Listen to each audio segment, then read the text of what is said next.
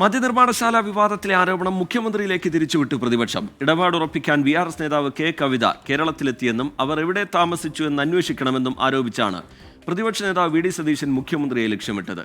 LDF-നുള്ളിലെ ഭിന്നത പരിഹരിക്കാൻ അനുനയ നീക്കങ്ങൾ നടക്കുന്നതിനിടയിൽ RJDയും എതിർപ്പുമായെത്തി. എലപ്പുള്ളിയിലെ മദ്യനിർമ്മാണ പ്ലാന്റിന് അനുമതി നൽകിയതുമായി ബന്ധപ്പെട്ട പ്രതിപക്ഷ ആരോപണങ്ങൾക്ക് എക്സൈസ് മന്ത്രി ഇന്നലെ വിശദമായ മറുപടി നൽകിയിരുന്നു.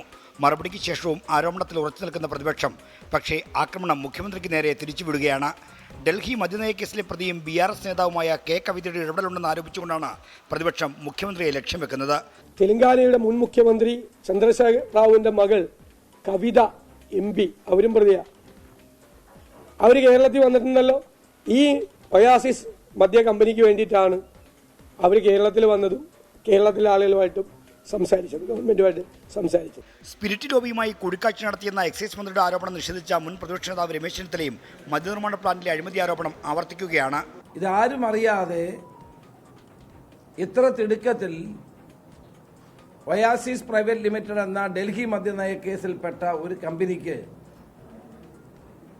മന്ത്രിസഭാ തീരുമാനം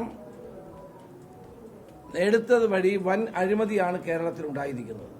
CPIക്ക് പിന്നാലെ മദ്യനിർമ്മാണ പ്ലാന്റിനെതിരെ രംഗത്ത് വന്ന ജനതാദൾ എസിനെ LDF നേതൃത്വം ഇന്നലെ അനുനയ നീക്കത്തിലൂടെ പിന്തിരിപ്പിച്ചിരുന്നു. എന്നാൽ ഇന്ന് RJD കൂടി എതിർപ്പ് പ്രകടിപ്പിച്ചത് മുന്നണിക്ക് പുതിയ തലവേദനയായിരിക്കുകയാണ്. എക്സൈസ് പോളിസി LDFിൽ വെക്കാതെ നേരെ മന്ത്രിസഭയിലേക്ക് കൊണ്ടുപോവുകയും മന്ത്രിതലത്തിൽ തീരുമാനമെടുക്കുകയും ചെയ്തിരിക്കുകയാണ്. ഇത് ശരിയായ നടപടിയല്ല. പദ്ധതി എതിർക്കുന്ന CPI കൂടി അനുനയിപ്പിക്കാനാണ് CPIഎമ്മിന്റെ ശ്രമം. 24 തിരുവനന്തപുരം.